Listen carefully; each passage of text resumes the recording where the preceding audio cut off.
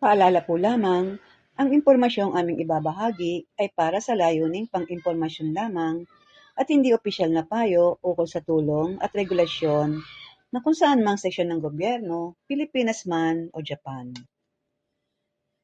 May utang ka sa Japan?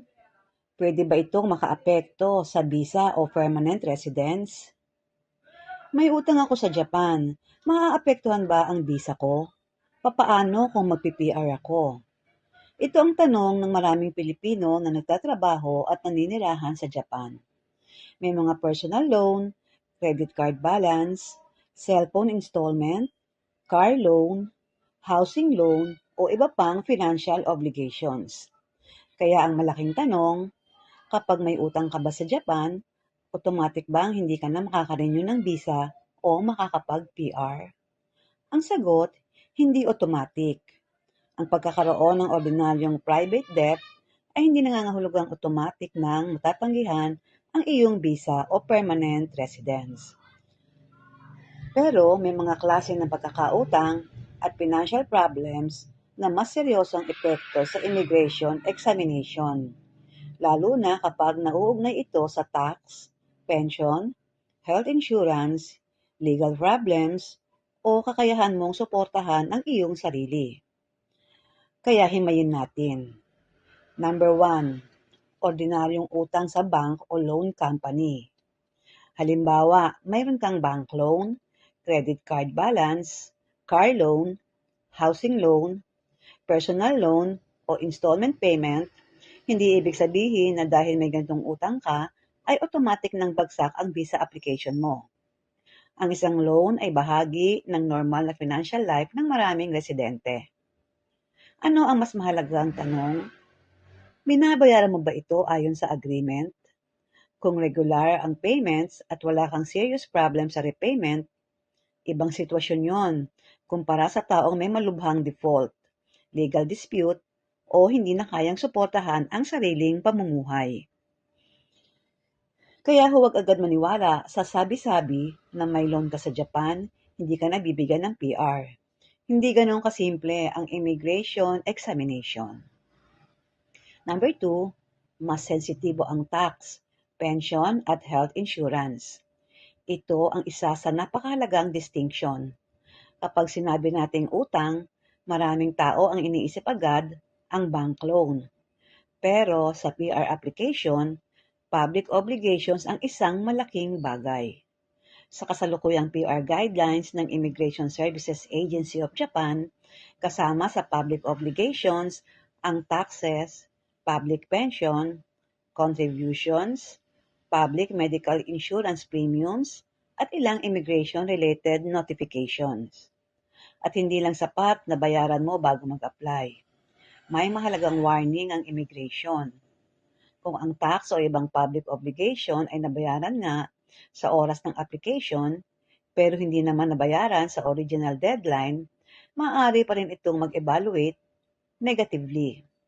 Kaya halimbawa, may atraso ka dati pero binayaran mo naman lahat bago ka mag-PR.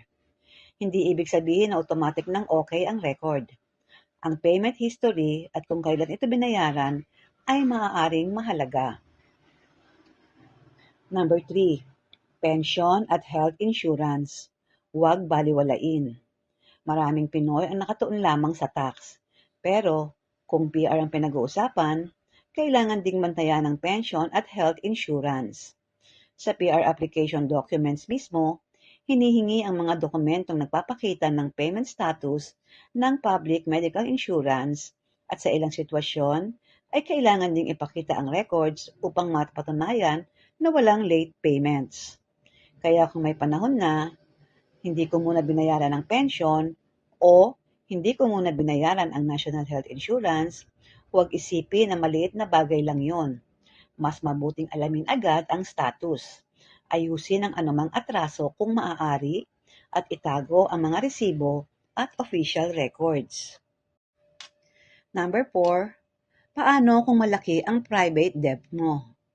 Halimbawa, may 1 million yen kang utang o kaya mayroon kang malaking housing loan. Automatic bang hindi ka na qualified sa PR? Hindi natin pwedeng sabihin yon. Ang immigration ay hindi simpleng gumagamit ng rule na kapag may utang na lampas ganitong halaga, rejected. Sa PR examination, tinitingnan din kung ang applicant ay may sapat na assets o skills upang mamuhay ng independent at may stable na future livelihood. Kaya ang malaking issue ay maaaring hindi lamang may utang ka ba, kundi kaya mo bang suportahan ang sarili at maayos mo bang hinaharap ang iyong financial obligations. Magkaiba ang dalawang bagay. Number 5, kapag hindi na nagbabayad at nagkaroon ng legal problem, dito kailangan ng maging mas maingat. Kung ang isang tao ay may utang at nagkaroon ng serious legal proceedings, judgment, o iba pang problema na may epekto sa kanyang conduct o residence situation, maaaring maging mas komplikado ang immigration examination. Ang PR ay may requirement tungkol sa good conduct at tinitingnan din ang overall compliance ng applicant sa Japanese laws and obligations. Pero mahalaga ring sabihin, hindi ibig sabihin na lahat ng taong nahirapang magbayad ng loan ay kriminal o automatic na may problema sa visa. May malaking pagkakaiba sa pagitan ng nahihirapan akong magbayad at may serious legal violation o deliberate refusal na tumupad sa legal obligations. Kaya case by case ang evaluation. Number 6, pwede bang maapektuhan ang visa renewal? Ito ang madalas na tanong. Kung ordinaryong private loan lang ang problema, hindi natin dapat sabihin na automatic itong dahilan para ma-deny ang renewal. Pero ayon sa immigration guidelines, para sa status change at extension, ang pagtupad sa tax obligations ay isang factor sa examination. Ang malaking halaga o matagal na hindi pagbabayad ng tax o legally required insurance premiums ay maaaring maging negative factor lalo na kung seryoso ang non-payment. Kaya may malaking difference. Private bank loan na regular mong binabayaran kumpara sa matagal na unpaid tax, pension o health insurance. Huwag silang pagsamahin na parang pareho lang. Number 7, paano kung mag-a-apply ka ng permanent residence? Dito, mas dapat maging maingat. Sa PR guidelines na kasalukuyang ginagamit, kailangang maipakita ang good conduct, independent livelihood, at pagtupad sa public obligations, bukod sa iba pang requirements. Kaya bago mag-PR, magandang gawin ang isang personal checklist. Check your records: income tax, resident tax, pension, health insurance, employment history, residence history, immigration notifications, current residence status, income stability, at financial situation. At kung may unpaid public obligations, huwag hintaying malaman pa ito pagkatapos mong mag-file. Number 8, pero may utang ako dahil sa pagbili ng bahay. Ito rin ay magandang halimbawa. May mga Pilipino sa Japan na may mortgage. May utang sila sa bangko dahil bumili sila ng bahay. Pero hindi ibig sabihin na dahil may housing loan sila, ay hindi na sila pwedeng magkaroon ng PR.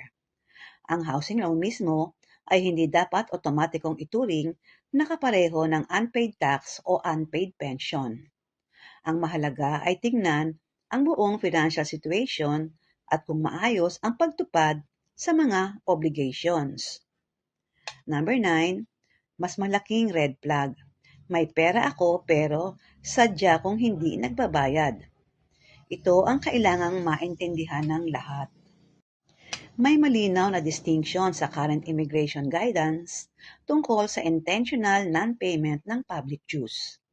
Sa official explanation ng immigration, ang international non-payment ay tumutukoy sa sitwasyong alam ng tao na mayroon siyang public obligations at may kakayahan siyang magbayad, ngunit sinasadya niyang hindi ito bayaran. Samantala, kinikilala rin ng immigration na may mga sitwasyon gaya ng unemployment o ibang unavoidable circumstances kung saan hindi talaga kayang magbayad ng isang tao. Ang ganitong circumstances ay maaaring isang alang-alang sa individual assessment. Kaya hindi dapat matakot agad. ang isang taong tunay na dumaranas ng financial hardship. Ang mahalaga ay huwag takasan ang problema. Makipag-ugnayan sa tamang office, magtanong tungkol sa payment arrangements o applicable relief at panatilihin ang dokumentasyon.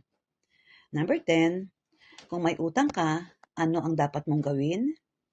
Kung may utang ka sa Japan at nagpaplano kang mag-renew ng visa o mag-PR, ito ang practical steps. Una, alamin kung anong klaseng utang ang mayroon ka. Private loan ba? Credit card? Housing loan o government public obligations? Ikalawa, check kung may overdue payment. Hindi sapat na alam mong may utang ka. Alamin kung current ka ba o may atraso. Ikatlo, unahin ang public obligations, partikular ang tax, pension at health insurance. Ikaapat, itago ang receipt at payment records. Huwag itapon ang documents. Ikalima, kung hindi kayang bayaran, huwag magtago.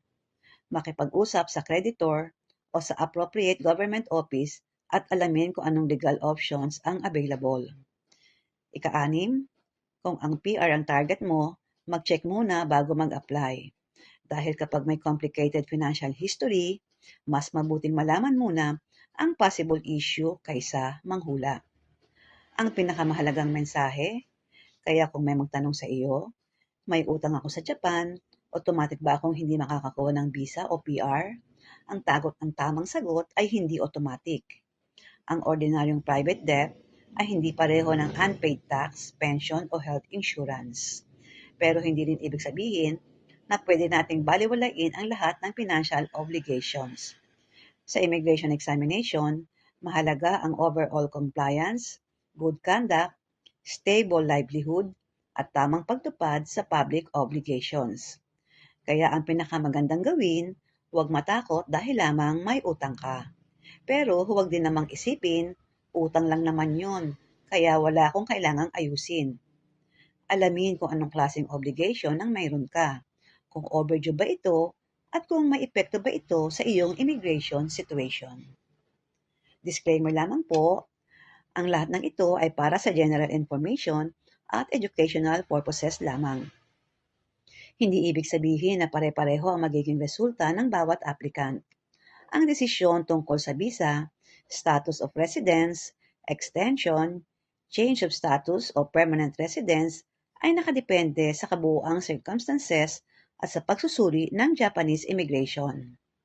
Para sa komplikadong kaso, lalo na kung may malaking unpaid tax, pension, insurance, arrears, legal proceedings, bankruptcy, o iba pang seryosong financial issue, mas mabuting direktang kumonsulta sa Immigration Service Agency o sa isang qualified immigration professional. Ang mahalaga ay malaman mo kung anong utang ang mayroon ka, kung paano mo ito hinaharap, at kung maayos ang pagtupad mo sa iyong mga legal at public obligations sa Japan. Sa pangwakas, umaasa po kami na nakatulong ang impormasyong ito bilang gabay. Para sa pinakabagong update at opisyal na detalye, makabubuting i-verify pa rin sa tamang ahensya o awtoridad. Marami pong salamat.